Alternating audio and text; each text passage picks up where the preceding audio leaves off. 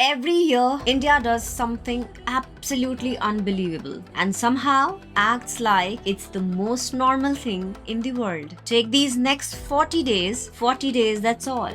And in that tiny window, this country is about to host 47 lakh weddings. 47 lakh. The mind doesn't even process that number. It just tilts its head and says, wait, how? It means 2 lakh weddings every day, almost 5,000 weddings every hour, more than 80 weddings every minute, which basically means if you blink too long, congratulations, 6 people just got married while you were adjusting your eyelashes. And the geography of this madness: Delhi expects 3 lakh weddings, Uttar Pradesh is sitting on 10 lakh. That's not just a wedding season, that's demographic chaos. Rajasthan, Jaipur, Udaipur, Jodhpur, they are bursting. Occupancy rates touch 98%. The cities look gorgeous, sure, but even pigeons probably need a reservation to land on a palace window. Everything is booked. Venues, decorators, caterers, even the excuses are running out. And here's the thing, this chaos is the reason these cities survive. Wedding months alone bring in nearly 35 to 40% of their yearly income. In other words, if tourism keeps them alive, weddings make them rich. Then comes the money. India's wedding industry stands at 8.2 lakh crore, and these 40 days alone may inject another 4 lakh crore into the economy. Entire nations dream of numbers like this while drafting optimistic budgets. Here, it's generated by dancing barats, aerial drone shots, and families who keep saying just add one more food counter. And behind all that glitter is a workforce of 1.2 to 1.5 crore people. Daily wagers, artists, laborers, people who earn almost 60% of their annual income in this tiny window. For them, the wedding season isn't a celebration, it's survival. Caterers report a 40% jump in orders, gold sales climb 25%, flight prices shoot up by 70%. Suddenly, even the middle seat is behaving like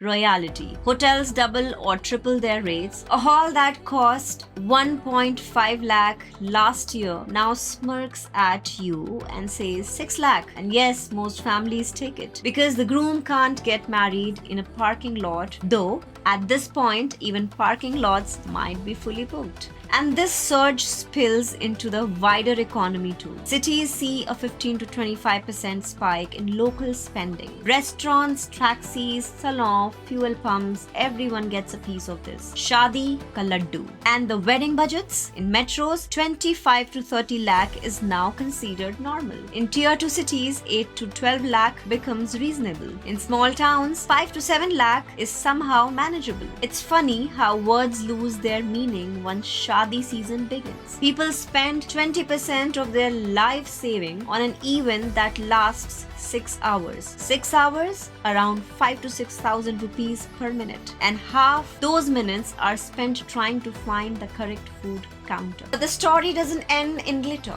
There's an entire supply chain working overtime in the shadows. Food wholesalers see demand rising 20 to 30%. Cold storages fill up. Poultry prices jump because every buffet wants 3 non-veg counters instead of 1. Textile markets in Surat and Banaras practically run on this demand. Nearly 45% of their annual fabric sales come from the wedding season alone. Gold prices are global, but the gold rush very Indian. And logistic, oh yes, logistics. Wedding trigger a different kind of migration, not political, emotional. People rush home, flights fill up, highways choke, fuel sales rise, taxis and autos work longer hours, toll booths ring with joy. Even Ola and Uber silently clap. Cab and bus operators see their biggest earnings of the year. Here 20 to 30% more rides, up to 50% more ticketing. Weddings move people and moving people moves wealth. Then comes the credit flow. Families dip into savings, swipe credit cards, take personal loans, lean on NBFCs. December and January often see a spike in small ticket borrowing because weddings doesn't just fuel emotion, they fuel consumption, and consumption always drags credit along with it. Banks don't complain either. Personal loan demand jumps up to 22% and credit card spending shoots up nearly 30%. Hotels and banquet halls run their own economic drama. Prices climb, not always out of greed, but because demand bends the market like heat bends metal. India is not just celebrating its inflating, but that inflation keeps them alive. Almost 45% of the annual profit for banquet halls comes from these 2 months. And then comes the pre-wedding trend. 10 years ago, people took 2 studio pictures and called it a day. Now, nearly 35% of the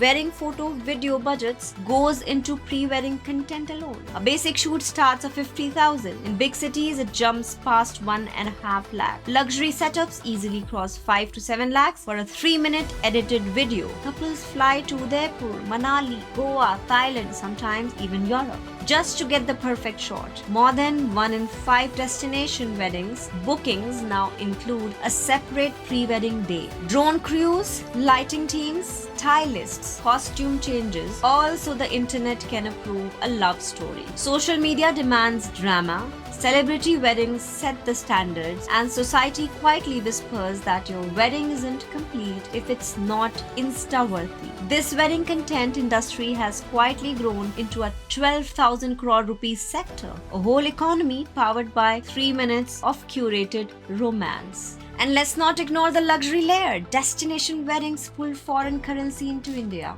They boost tourism, hospitality, fashion, jewellery, gift markets, even tech, everything from designer lehengas to drone rentals. For 2 months, we behave like a country auditioning for a lifestyle magazine spread. India hosts over 500 destination weddings every year, each pumping anywhere between 3 crore to 10 crore into local economies. You can almost hear the cities sigh as they struggle under layers of blasting speakers, fireworks, and last-minute guest lists. So what exactly are we witnessing? A cultural celebration exploding at scale, an economic boost dressed in traditional Indian attire. Maybe it's joy, maybe it's pressure, maybe it's both, or maybe it's simply India being India, big, loud, dramatic, and unstoppable. Tell me in the comments. This is Indu Tyagi and you're watching Wantstats. Don't forget to like, share, and subscribe. See you in the next deep dive. Till then, stay tuned to Wantstats for the news that